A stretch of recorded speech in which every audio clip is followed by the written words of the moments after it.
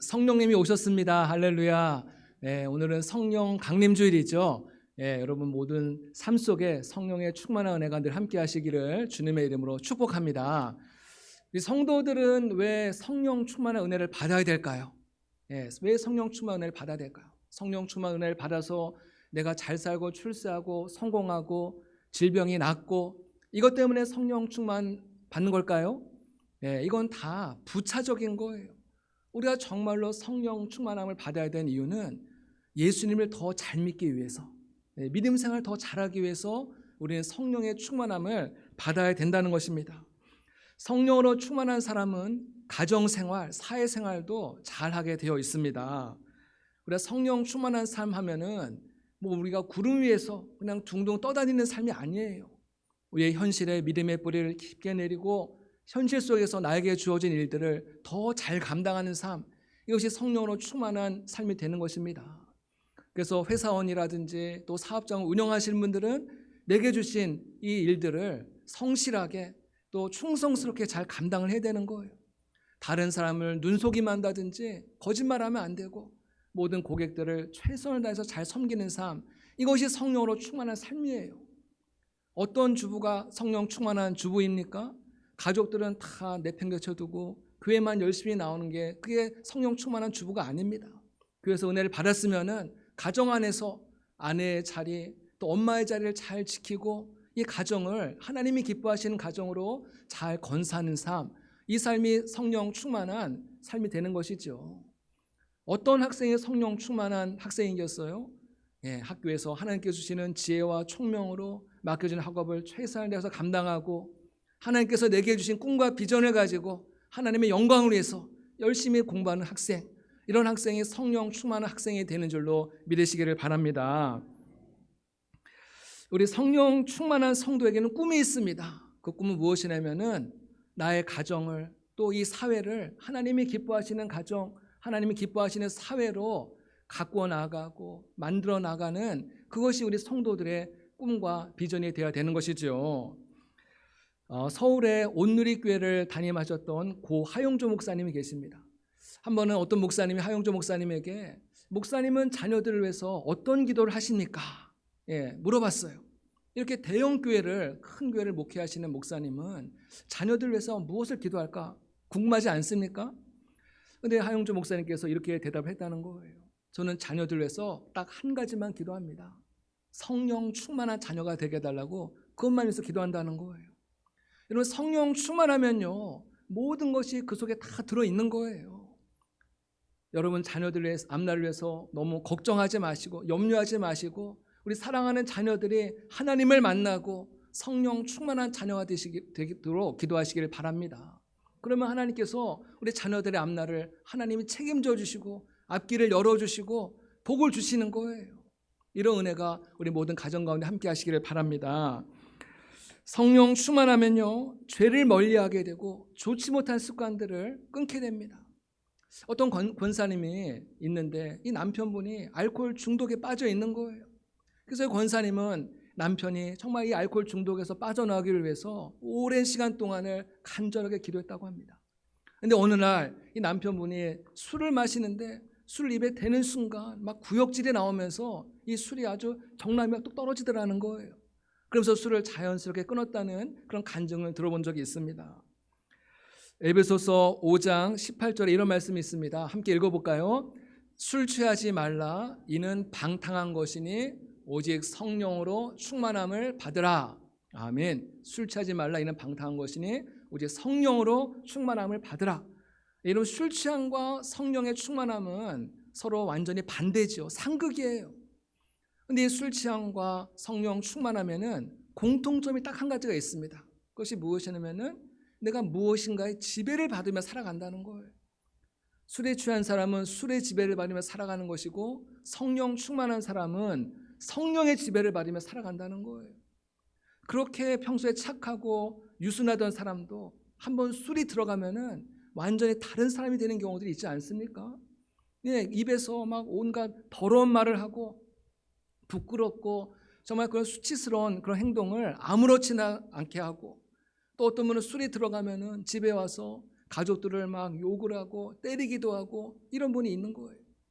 또 심지어 어떤 분은 술을 마시고 정말 돌이킬 수 없는 그런 사고를 침으로 인해서 자신의 생애뿐만 아니라 남의 생애까지 불행하게 만드는 그런 큰 실수를 범하기도 하지 않습니까?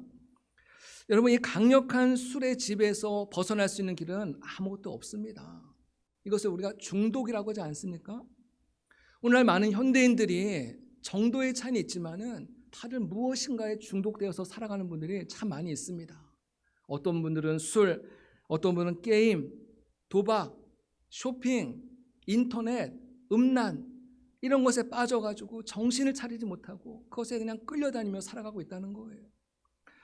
이 모든 중독을 끊고 빠져나올 수 있는 길은 유일하게 하나뿐이 없습니다. 성령의 지배를 받는 거예요. 성령의 충만을 받을 때 우리 모든 중독의 쇠사슬을 끊게 되고 하나님이 기뻐하시는 아름다운 삶을 살아가게 될 줄로 믿습니다. 성령 충만하면요, 성령님은 우리에게 지혜를 주세요. 지혜를 주세요.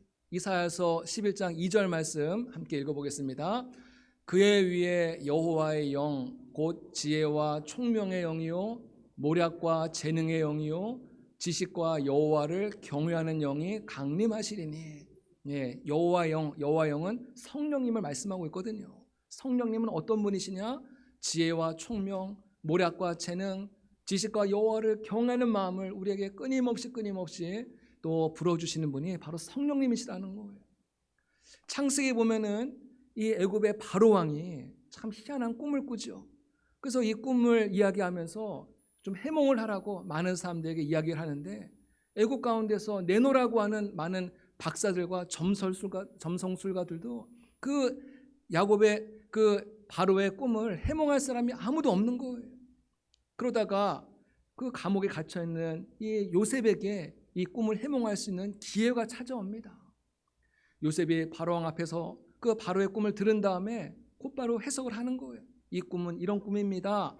해몽만 한 것이 아니라 장차 이 애굽 땅에 닥쳐올 그런 엄청난 재난을 대비하기 위해서 지혜로운 사람을 세워서 이 모든 재난을 미리 대비하십시오라고 그 대안까지 정확하게 제시를 하는 거예요. 바로왕이 요셉의 그 이야기를 들었을 때 너무 감탄을 하는 거예요. 10년 묵었던 체증이 확 내려가면서 너무 기뻐하면서 이 요셉을 칭찬하죠. 창세기 41장 38절에 바로가 이렇게 말을 합니다. 함께 읽어보겠습니다. 바로가 그의 신하들에게 이르되 이와 같이 하나님의 영에 감동된 사람을 우리가 어찌 찾을 수 있으리요. 바로가 사람을 볼 줄 아는 안목이 있었다는 거예요. 아, 저 요셉, 죄수였던 저 요셉, 저 사람이 꿈만 잘 해석하는 사람인 줄 알았더니 저 사람이 하나님의 영이 함께하는 사람이구나, 하나님의 영에 감동된 사람이구나 하면서 요셉을 알아봤다는 거예요. 그리고 요셉을 칭찬하면서 요셉에게 말하는 겁니다. 이 애굽 땅에 수많은 똑똑한 인재들이 많이 있지만은 이 문제를 해결할 수 있는 사람은 너 한 사람뿐이 없다. 요셉, 네가 이 문제를 해결해 봐라 하면서 방금 전까지만 해도 죄수였던 요셉을 총리로 그 자리에서 곧바로 임명을 해버리는 거예요. 이 모든 것이 하나님께서 하시는 일이죠. 요셉은 애굽의 총리가 되어서도 얼마나 지혜롭게 그 모든 국정을 잘 운영하는지 모릅니다. 여러분, 요셉이 무슨 대학을 나왔습니까? 요셉의 스펙은 변변치 않아요. 요셉의 스펙을 딱 우리가 보자면요, 보디발의 집에서 노예로 있었고 그는 죄수였어요. 이것이 요셉이 가진 스펙의 전부 아닙니까? 그런데 하나님의 영에 감동이 되고 성령이 함께 하시는가는 그가 지혜롭게 모든 일들을 감당하고 한 나라를 큰 위기에서 건져내는 위대한 사명을 감당하더라는 것입니다. 다윗도 마찬가지입니다. 사무엘이 이 어린 다윗의 머리에 기름을 부었을 때 놀라운 일이 일어나죠. 우리 사무엘상 16장 13절의 말씀입니다. 함께 읽어보겠습니다. 사무엘이 기름 부을 병을 가져다가 그의 형제 중에서 그에게 부었더니 이날 이후로 다윗이 여호와의 영에게 크게 감동되니라. 똑같아요. 하나님의 영에게 감동이 되었다는 거예요. 네, 이 다윗이 하나님의 영에 감동된 이후에 그 바로 이어지는 사건이 무엇입니까?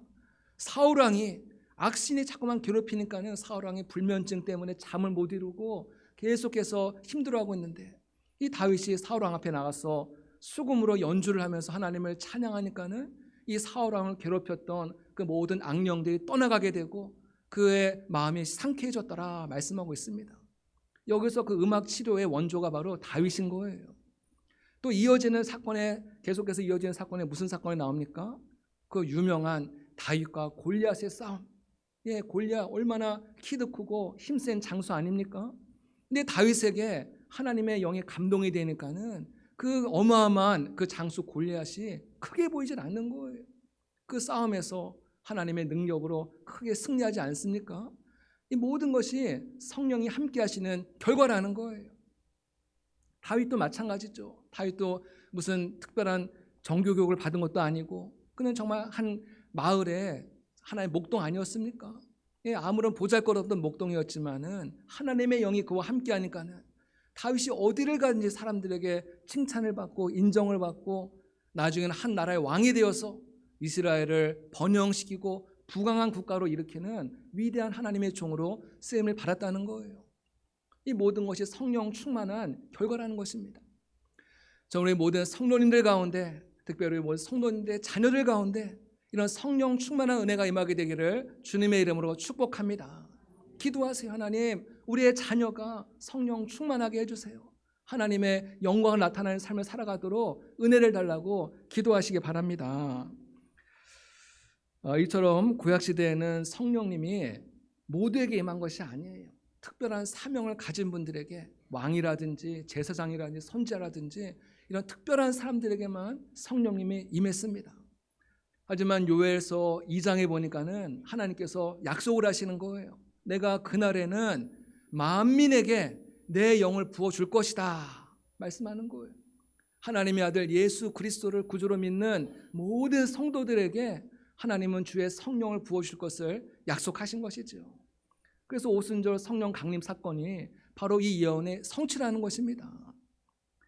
예수님께서 이 땅 가운데서 사명을 마치시고 하늘로 올라가시면서 제자들에게 약속하신 것이 있어요. 내가 너희에게 얼마 있으면은 성령을 보내줄 것이니 너희가 이 성을 떠나지 말고 예루살렘 성 안에서 성령이 임하기까지 기다려라, 머물러라. 예수님께서 그 말씀을 하시고 하늘로 승천하지 않았습니까? 근데 예수님의 제자들은 성령님이 뭔지, 성령이 누군지, 성령이 어떤 분인지 전혀 알지를 못하는 거예요. 하지만 예수님께서 말씀하셨으니까 예수님 말씀대로 순종하여서 그들은 마가의 다락방에 120명의 성도들이 한 자리에 모여서 기도하기 시작을 합니다. 성령 받기 위해서 사모하는 마음으로 하나님께 기도하기 시작을 하죠. 사도행전 1장 14절의 말씀 함께 읽겠습니다. 여자들과 예수의 어머니 마리아와 예수의 아우들과 더불어 마음을 같이하여 오로지 기도에 힘쓰더라. 오로지 기도에 힘썼다. 힘썼다는 말은 기도에 집중했다는 거예요. 기도에 전념했다는 거예요. 기도에 완전히 몰입해서 간절한 마음으로 성령 받기 위해서 그들이 기도했다는 것입니다. 또 그들은 인내심을 가지고 기도했어요. 끈질기게 기도하는 거예요. 성령님이 오시기까지 끈질기게 기도합니다. 오늘날 많은 이제 교인들이 기도는 해요. 기도는 하지만은 이 과거와 같이 그렇게 막 은혜를 잘 받지 못하고 능력을 받지 못하는 것은 기도를 하긴 하는데 거기에 집중하지 못하는 거예요. 거기에 몰입하지 못하고 자꾸만 조금만 무슨 일이 있으면은 또 기도의 자리를 일어나게 되고 하니까는 기도가 계속 이제 능력이 임하지 않는 거거든요. 여러분, 기도의 줄을 붙잡는 것은 굉장히 힘들고 어려운 일입니다. 이 마귀가 계속 방해하는 거예요. 마귀는 기도하는 성도를 가장 무서워하기 때문에, 두려워하기 때문에 기도하지 못하도록 계속 우리가 잡념을 주다든지 우리의 삶을 분주하게 만든다든지 계속 집중하지 못하게 만드는 거예요.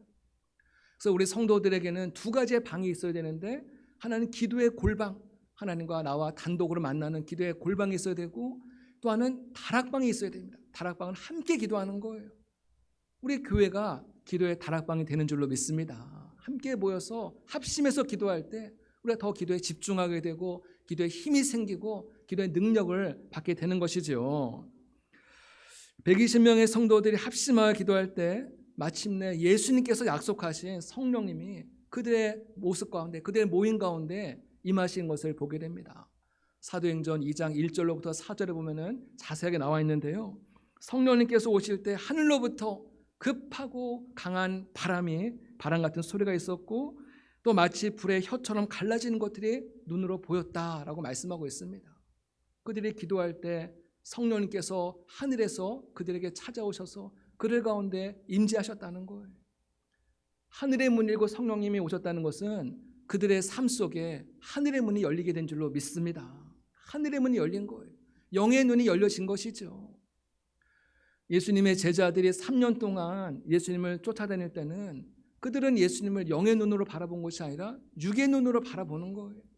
예수님은 영의 차원의 세계를 말씀하고 계시는데 제자들은 계속 육신의 생각에 머무르면서 육신의 생각으로 자꾸만 이해하려고 하고 해석하려고 하니까는 이게 예수님과 핀트가 맞지 않는 거예요. 예수님 얼마나 답답하시겠어요. 그래서 예수님께 제자들이 또 야단을 맞기도 하고 자꾸만 어떤 오해하는 일들이 많이 있었거든요. 그런데 성령님께서 이 제자들 가운데 임하였을 때 이제 그들에게도 영의 눈이 열리면서 예수님께서 그동안 하셨던 그 모든 말씀들이 다 이해가 되고 깨달아지기 시작했다는 거예요. 아, 그때 예수님께서 하셨던 그 말씀이 바로 이 말씀이었구나. 맞아, 그 말씀이었는데 우리가 몰랐구나. 특별히 제자들은 예수님께서 아무런 죄 없으신 예수님께서 십자가에 달려 죽으신 그 이유를 몰랐어요. 왜 예수님이 십자가에 죽으셨을까? 그 이유를 전혀 알지 못했는데 성령님이 오시니까는 이 모든 것이 알아지게 되고 깨달아지기 시작했다는 것이에요. 아멘. 그래서 그들이 마치 퍼즐 조각이 막 흩어져 있었던 퍼즐 조각이 하나하나씩 모아지면서 그 모든 조각들이 완성될 때 얼마나 기쁘지 않습니까?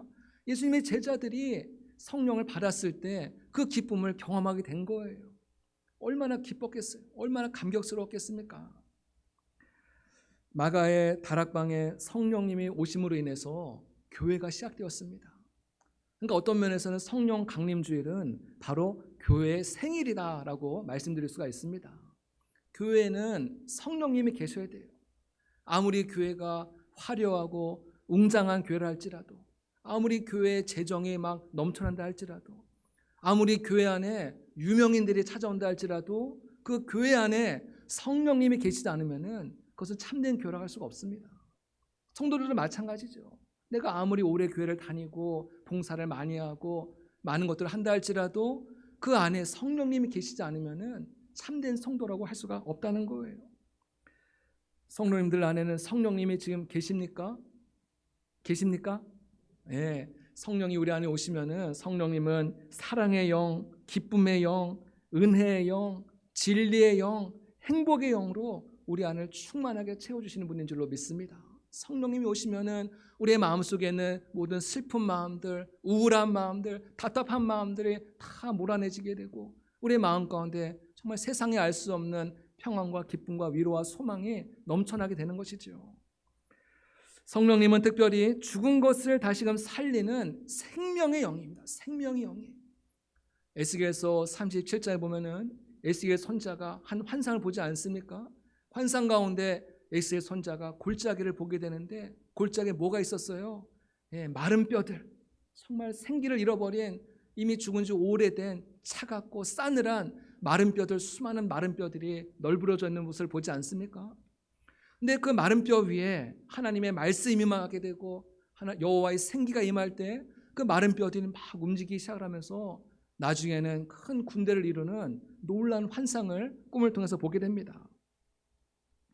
여기서 하늘의 생기가 의미하는 것이 무엇이냐면은 바로 하나님의 호흡을 말하는 호흡, 하나님의 숨. 하나님께서 아담을 창조하신 이후에 흙으로 빚으신 이후에 이 아담의 코에 생기를 불어넣으셨잖아요. 하나님의 호흡, 하나님의 숨을 그 코에 불어넣으셨을 때 이 아담이 그제서야 살아있는 생명, 존재가 되었다라고 말씀하고 있습니다.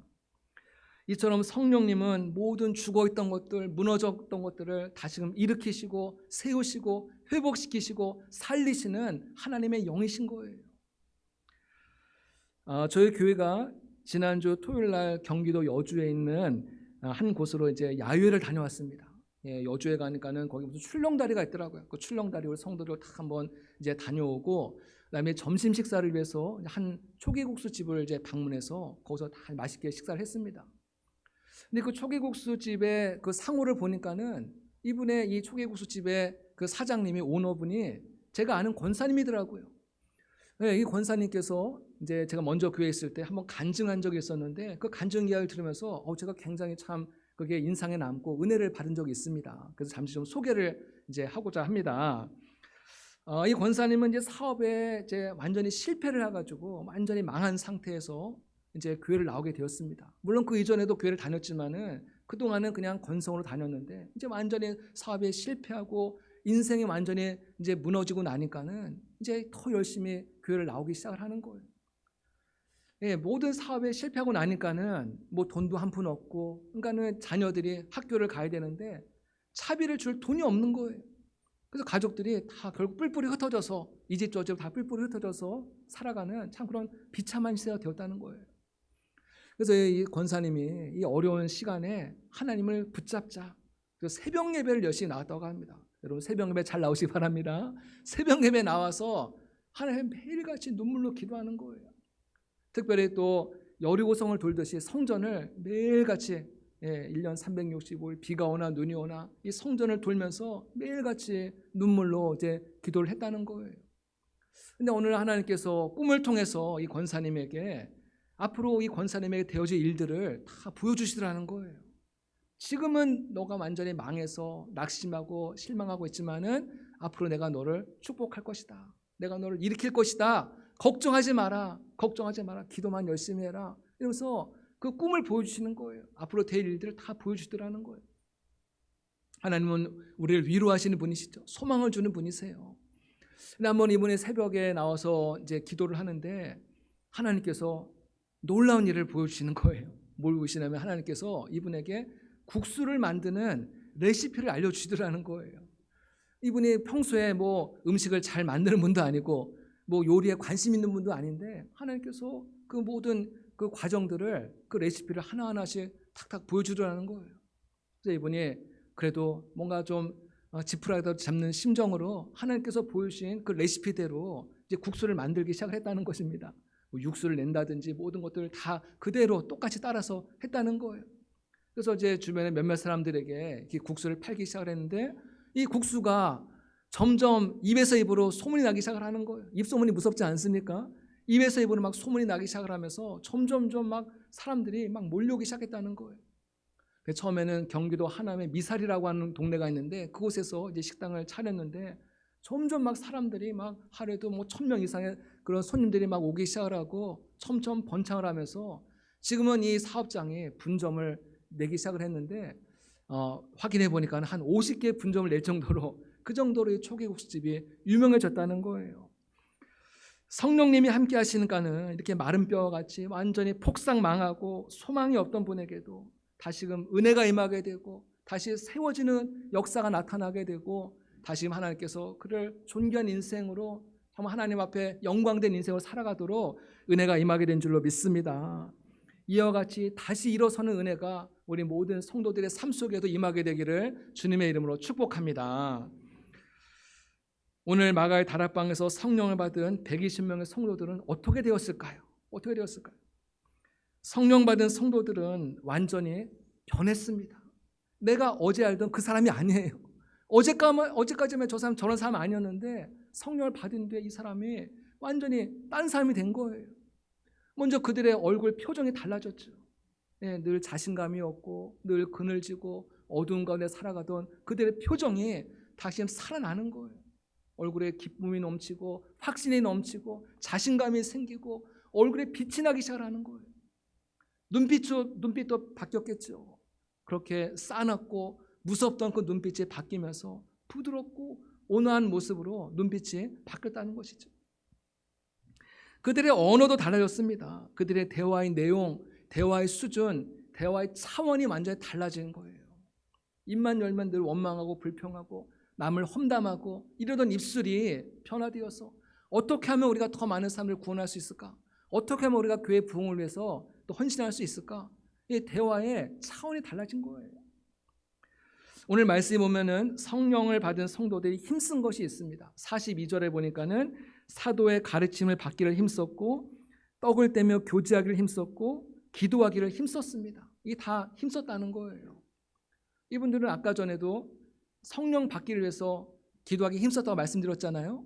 근데 성령을 받고 난 뒤에도 여전히 이들은 기도한 일에 집중하고 몰두하고 힘썼다는 것입니다. 저는 예전에 성령 받았어요. 저는 예전에 큰 은혜 받았어요. 과거에는 은혜를 받았는데 지금은 어떻다는 거예요. 성령을 받는다고 해서 받았다고 해서 내가 기도를 소홀히 하고 멀리하게 되면은 또 그 성령을 또 소멸하는 거거든요. 우리는 계속해서 성령 받는 것도 중요하지만은 그 성령 받은 성령을 또 계속해서 유지하고 더 깊은 기도로 들어가기 위해서 기도에 힘써야 될 줄로 믿습니다. 또 46절에 보니까는 그들은 마음을 같이하여 모이기를 힘썼다라고 말씀하고 있습니다. 여러 가지 세상적인 어떤 시시한 것에 마음 빼앗기지 않고 여기저기 그냥 막 유행처럼 떠돌아다니지 않고 그들은 주의 성전에 모여서 함께 기도하고 말씀 읽고 서로 교제하고 그 일에 집중했다는 것을 오늘 말씀하고 있습니다. 그들에게는 내면의 변화가 일어났습니다. 내면의 변화. 이전에는 그들이 어떻게 하면 더 많이 소유할까? 어떻게 더 많이 더 가질까? 또 어떻게 하면 내가 더 높아질까? 예수님의 제자들도 끊임없이 그것 때문에 자기들끼리 서로 다투잖아요. 누가 더 높냐? 누가 더 위냐? 이런 것 때문에 늘 다퉜잖아요. 그것이 그들의 관심사였어요. 근데 성령을 받고 보니까는 그들의 내면의 변화가 일어나는 거예요. 욕심과 교만과 높아지려는 마음들, 더 많이 가지려는 이 모든 욕심들이 다 해체가 되고 말았다는 것입니다. 그리고 그들은 그 같은 공동체 안에서 가난한 자들, 불쌍한 자들, 어떻게 하면 내가 저들 도와줄 수 있을까? 재산을 팔아가지고 그들을 도와주는 놀라운 일들이 계속해서 교회 안에서 일어나는 거예요. 그동안 움켜쥐고 있었던 세상에 속한 모든 욕심과 자랑과 세상의 즐거움과 이 모든 것들이 성령을 받고 나니까는 이 모든 게 다 시시해 보이더라는 거예요. 처음에 그게 막 대단한 걸로 생각하고 그것만 쫓아가고 그것을 추구하며 살았는데 은혜를 받으니까 성령을 받으니까 이게 다 아무것도 아니구나. 내가 높은 사람하고 같이 사진 찍고 밥 먹고 골프 치러 다니는 거 이런 거 막 자랑하지 않습니까? 성령 받은 사람들은 그게 아무것도 아닌 거예요. 그걸 대단하게 생각하면 안 된다는 것이죠. 찬송가 423장 3절에 이런 찬송이 있습니다. 세상 부귀 영화와 즐겨하던 모든 것 주를 믿는 내게는 분토만도 못하다. 주의 보혈 흐르는데 믿고 뛰어나가 주의 은혜 내가 받아 깨끗하게 되었네. 아멘. 하나님의 은혜를 받으면은 모든 세상에 속한 부귀영화, 내가 그렇게 사랑하고 집착하고 움켜쥐었던 이 모든 것들이 다 분토만도 못하게 바뀌는 거예요. 바뀌는 거예요. 내가 알던 그 삶의 모습에서 완전히 다른 사람으로 변화된 것이죠. 우리 성도들은 반드시 이런 경험들이 있어야 돼요. 그것이 진정한 성도인 줄로 믿습니다. 결론적으로 말씀드리면요, 성령 충만함을 받은 성도들은 서로 한 마음이 되었다는 거예요. 그 공동체 안에서, 교회 공동체 안에서 서로 사랑하고 서로 한 마음이 되어서 서로를 격려하고 칭찬하고 사랑하고 나눠주고 베풀어주는 아름다운 공동체를 이뤘다는 것이죠. 성령님이 임하시면 가장 먼저 나타나는 현상이 뭐예요? 회개의 영이 임하는 거예요. 내 속에 자리 잡고 있었던 나도 알지 못하고 나도 깨닫지 못했던 모든 육적인 마음들, 죄악된 마음들, 미워하고 증오하고 또 헛된 마음들, 세상에 속한 마음들, 이기적인 마음들, 이런 모든 어둠에 속한 마음들을 다 회개하는 거예요. 눈물 콧물 쏟으면서 다 회개할 때 그 다음부터 세상을 바라보니까는 이 세상이 너무나도 아름다워 보이고 예뻐 보이고 내가 그렇게 미워하던 사람도 너무나 사랑스러워 보이면서 이 성도들 안에 그 모든 미움의 마음들이 다 해체되기 시작하면서 그들이 서로 사랑으로 한 마음을 이루게 된 줄로 믿으시기를 바랍니다. 여전히 내 안에 옛사람의 모습, 육적인 모습들이 아직도 지금도 펄펄 살아있는 분이 계시다면 오늘 말씀을 통해서 하나님, 내 마음에 성령님 찾아와 주십시오. 성령님, 내 마음을 다스려 주십시오. 내 마음속에 자리 잡고 있는 모든 육적인 마음들, 죄악된 마음들, 인간적인 마음들, 세상적인 그 모든 마음들을 주님 다 녹여주시고 나를 새롭게 해주시고 나를 하나님이 기뻐하시는 사람을 살아가도록 은혜를 달라고 기도하는 이 시간이 되기를 소망합니다. 반드시 성령의 충만함을 경험을 해야 되는 거예요. 마치 그 병아리가 알을 깨고 나오면은 전혀 다른 차원의 세상이 시작되는 것처럼 우리 인생에도 우리의 육신의 그 모든 한계 속에서 그 알을 깨고 나올 때 하나님이 예비하신 어마어마한 영적인 세계를 경험하게 되고 하늘시는 은혜와 복을 누리며 살아가게 되는 것이에요. 이러한 성도들을 통해서 초대교회 부흥이 시작된 줄로 믿습니다. 교회의 부흥은 무엇입니까? 교회 부흥은 단지 사람들이 많아지는 것만이 교회 부흥은 아니에요. 그것은 교회 부흥의 하나의 결과이지, 진정한 교회 부흥은 무엇이냐면은 내가 먼저 성령으로 충만해지고 내가 먼저 영적인 부흥을 경험할 때 나를 통하여서 이 교회 가운데, 우리의 가정과 이 사회 가운데 하나님이 기뻐하시는 부흥이 시작되는 줄로 믿습니다. 산난교회도 성령의 충만한 교회가 되어서 영적인 부흥을 일으키는 그런 영적인 부흥의 계절이 찾아오게 되기를 축복합니다. 우리 한 사람 한 사람들이 말씀을 통하여 기도를 통하여서 성령으로 충만해질 때 산난교회 가운데도 하나님이 기뻐하시는 영적인 부흥의 계절 허락하실 줄로 믿습니다. 이런 은혜가 우리 교회 가운데 늘 함께 하시기를 주님의 이름으로 축복합니다. 기도하시겠습니다. 사랑과 은혜가 한량없으신 하나님의 은혜를 감사합니다. 오늘 저희에게 성령 강림주의를 허락하시니 감사합니다. 마가의 다락방에 모여 합심하여 기도하였던 120명의 성도들과 같이 우리 모두도 은혜 받기 위하여, 성령 받기 위하여 날마다 주님 앞에 기도하며 말씀으로 무장하게 하여 주시오며, 이 자리에 고개 계신 한 분 한 분들 위해 주의 성령께서 충만하게 임재하심으로 말미암아 우리의 삶에 놀라운 영적인 부흥이 시작되게 하여 주시오며, 이를 통하여서 우리 산난교회가 변화되고 부흥되고 하나님이 기뻐하시는 아름다운 삶을 살아갈 수 있도록 축복하여 주시옵소서. 감사드리오며 예수님의 이름으로 기도드립니다. 아멘.